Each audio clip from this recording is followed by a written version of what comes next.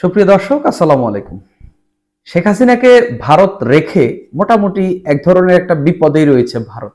কারণ বাংলাদেশের উপর সরাসরি তেমন কোনো চাপ তারা দিতে পারছে না। বিশেষ করে বিবৃতি বা ঐশের মাধ্যমে তেমন কোনো চাপ দিতে পারছে না। কিন্তু তারা অন্যভাবে, যেমন সংখ্যালঘু সীমান্তে এই ধরনের একটা চাপ দিয়ে বা ভিসা বন্ধ রেখে তারপরে তাদের জনগণের মাধ্যমে বা রাজনৈতিক নেতাকর্মীদের মাধ্যমে এই ভারতে আমাদের যে মিশনগুলো রয়েছে সেখানে এক ধরনের অস্থিরতা তৈরি করে সামনে বিক্ষোভ দেখিয়ে এক ধরনের একটা বিশৃঙ্খল বা এক ধরনের একটা চাপ দেওয়ার চেষ্টা করেছে। সেগুলা যখন মোটামুটি সীমান্তেরটা ছাড়া বাকিগুলা যখন কিছুটা বিফলে গেল, ভারত কিভাবে যে বলবে বাংলাদেশকে যে তোমরা দ্রুত নির্বাচন দাও বা আমরা তোমাদের দেশে নির্বাচন চাই, এই কথাটাই ভারত কোনোভাবেই বলতে পারছে না। তো না বলতে পারলেও তারা বিভিন্নভাবে ঘুরিয়ে পেঁচিয়ে তারা বলছে, নানা জনের মাধ্যমে। সেটা কাদের মাধ্যমে? কারণ প্রথমেই বলি যে ভারতে যেহেতু শেখ হাসিনা রয়েছে, এখন ভারত যদি বাংলাদেশকে বলে যে তোমরা দ্রুত নির্বাচন দাও তাহলে আমাদের এই সম্পর্ক আরো বেটার হবে, এটা ভারত সরাসরি বললে মনে হবে যে সামহাও এটা শেখ হাসিনা ভারতকে বলানোর জন্য বলছে বলেই এটা তারা বলছে। তাই তারা সেই পদ্ধতিতে বা সেই পথে না গিয়ে তারা ভিন্নভাবে বাংলাদেশকে নির্বাচনের জন্য চাপ দিয়ে যাচ্ছে। সেটা কিভাবে? ধরেন, এই যে যে কথাগুলা বললাম, সংখ্যালঘু এটা সেটা নানান বিষয়ে তো এক ধরনের কথা বলছে, সেটা তো গেল, সেটা নিয়ে বাংলাদেশ একবারে কেয়ারই করলো না, সেটা গেল। আমরা দেখলাম কয়েকদিন আগে ভারতের সেনা প্রধান একটি বক্তব্য দিল। এখন ভারতে যে এই মার্কিন যে রাষ্ট্রদূত রয়েছেন তিনি একটি বক্তব্য দিলেন। তার বক্তব্যটা একটু শুনি। ভয়েস অফ আমেরিকাতে এই বক্তব্যটা প্রকাশ পেয়েছে। তিনি বলছেন যে ভারত ও যুক্তরাষ্ট্র দুই দেশই যত দ্রুত সম্ভব বাংলাদেশে গণতন্ত্র ও গণতান্ত্রিক নির্বাচন দেখতে চায়। তার নাম এরিক গার্সেটি। তিনি মার্কিন যুক্তরাষ্ট্রের ভারতের রাষ্ট্রদূত। তিনি ভারতের এই এম্বাসির প্রধান আর কি। তিনি বলছেন আমরা দুই দেশই শান্তিপূর্ণ গণতান্ত্রিক দক্ষিণ এশিয়া দেখতে চাই। এই নীতিতে একমত ভারত ও যুক্তরাষ্ট্র, আমরা এই নীতির ভাগিদার।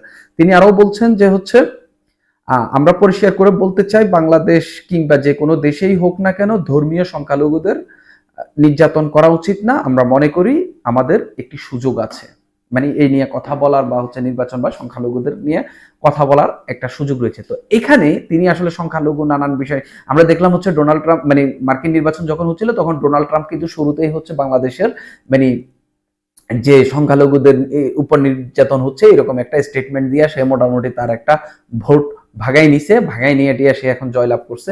এখন যে ভারতের যে ভারতে অবস্থানরত যে রাষ্ট্রদূত, মার্কিন রাষ্ট্রদূত, তিনি এবার বাংলাদেশের নির্বাচন নিয়ে উঠে পড়ে লেগেছেন। এই যে ডোনাল্ড ট্রাম্প ক্ষমতায় আসার পর, যদিও তিনি এখনো সিটে বসেননি, কিন্তু তিনি তো প্রেসিডেন্ট নির্বাচিত হয়েছেন। এরপরে ভারতের একটা ভিন্ন একটা আধিপত্য দেখা যাচ্ছে। তো সেই জায়গা থেকে ভারত যেহেতু বলতে পারছে না এই রাষ্ট্রদূত, কারণ রাষ্ট্রদূত যদি বলতেন তিনি শুধুমাত্র তিনি নিজের দেশের কথা বলতেন যে মার্কিন যুক্তরাষ্ট্র চায় বাংলাদেশে নির্বাচন হোক, তিনি কিন্তু ভারতকে মিশিয়ে বলছেন যে ভারত এবং যুক্তরাষ্ট্র চায় বাংলাদেশে দ্রুত নির্বাচন হোক।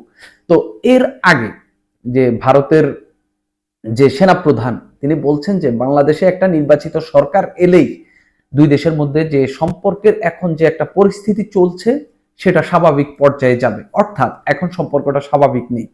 তাহলে ভারতের সরকারের দিক থেকে, ভারতের রাজনৈতিক দিক থেকে সরকার দল বিরোধী দল, যেহেতু বাংলাদেশ একটা স্বাধীন সার্বভৌম দেশ, এই দেশের রাজনীতি নির্বাচন এটা নিয়ে সরাসরি চাপ দিতে পারতেছে না। একই সঙ্গে ভারত বাংলাদেশের সরকারের সঙ্গে ওইভাবে তেমন সেই সম্পর্কটা তো এখন নেই অন্তর্বর্তীকালীন সরকারের সঙ্গে।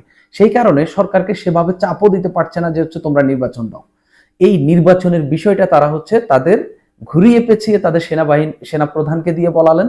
এখন মার্কিন যে রাষ্ট্রদূত, যে আবার ভারতের রাষ্ট্রদূত, মার্কিনের নিযুক্ত ভারতের রাষ্ট্রদূত, তাকে দিয়ে বলালো।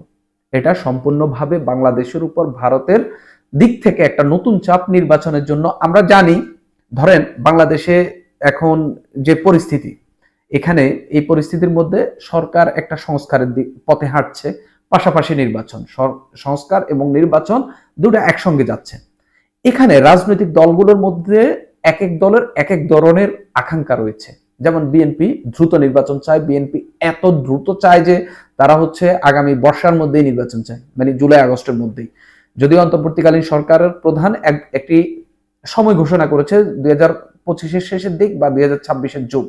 তো আবার ছাত্ররা বা যারা অভ্যুত্থান করেছে তারা বলছে যে সংস্কার হোক, শেখ হাসিনা মানে আগের সরকার যারা গণহত্যার জন্য দায়ী তাদের বিচার হোক, এবং পাশাপাশি তাদের দলটা তৈরি হোক, গঠন হোক। তো এই তারা চাচ্ছে একটু দেরিতে নির্বাচন। জামাত এই ফাঁকে হচ্ছে এক একবার এক এক কথা বলছে, কিন্তু তারা যে কোনো সময় নির্বাচনের জন্য প্রস্তুত বলে বোঝা যাচ্ছে। কিন্তু এই দুইটা পক্ষের মোটামুটি এরকম, আর বাকি তো আওয়ামী লীগ তো নির্বাচনের যে প্রেক্ষাপট সে এটার মধ্যেই নেই। তো এই পরিস্থিতির মধ্যে বিএনপির দিক থেকে সরকারের উপর একটা বড় চাপ রয়েছে।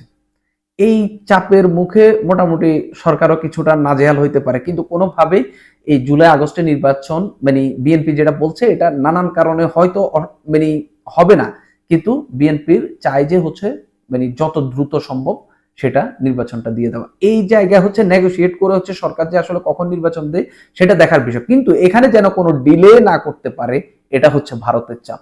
কারণ এই দুই গ্রুপের বাইরেও আওয়ামী লীগ চায় নির্বাচনটা দ্রুত হোক, কারণ এই ডক্টর মোহাম্মদ ইউনূসের সরকার যত তাড়াতাড়ি ক্ষমতা থেকে যাবে ততই আওয়ামী লীগ মনে করছে যে তাদের জন্য লাভ হবে, কারণ বিএনপির সঙ্গে তারা কোনো না কোনো ভাবে রাজনীতির খেলা খেলতে পারবে, এটা আওয়ামী লীগ মনে করছে। সেই জন্য ভারতের দিক থেকেও বাংলাদেশের উপর নির্বাচনের জন্য একটা গুরুতর চাপ দেওয়া হচ্ছে, যেটা তারা কিন্তু সরাসরি বলছে না, তাদের সেনা প্রধান দিয়ে বলাচ্ছে, তাদের এই দেশে নিযুক্ত মার্কিন রাষ্ট্রদূতকে দিয়ে বলাচ্ছে। এখন এখানে যখন যুক্তরাষ্ট্র এবং ভারত একসঙ্গে বলে ফেলছে যে হচ্ছে ভারত এবং যুক্তরাষ্ট্র চায় বাংলাদেশের দ্রুত নির্বাচন, এই সরকারের জন্য এটা একটা বড় চাপ। সামহাও সরকারকে হচ্ছে এই বিদেশিদের সঙ্গে নানাভাবে কাজ করতে হয়, সেই জায়গা থেকে সরকারের জন্য এটা একটা বড় চাপ। সরকার কিভাবে দেখবে এবং একই সঙ্গে এখানে দেশে বিএনপির কথা শুনবে নাকি বৈষম্য বিরোধী ছাত্র আন্দোলন যারা অভ্যুত্থান করেছে তাদের কথা শুনবে, কার কথা শুনে সরকার যে আসলে কখন সবাইকে ম্যানেজ করে নির্বাচনটা দিতে পারে সেটাই এখন দেখার বিষয়। কিন্তু এই যে এই গারসেটি যিনি হচ্ছে মার্কিন মানে যুক্তরাষ্ট্রে নিযুক্ত ভারতের অবস্থানরত রাষ্ট্রদূত, তার এই বক্তব্যটি সম্পূর্ণভাবে আমি মনে করি যে ভারতের পারপাস সার্ভ করেছে, কারণ তিনি তার দেশের কথা বলতে পারেন, এখানে ভারতকে জড়ানোটা কোনো না কোনো ভাবে আমার কাছে উদ্দেশ্যমূলক মনে হচ্ছে। সুপ্রিয় দর্শক, আজ এই পর্যন্ত।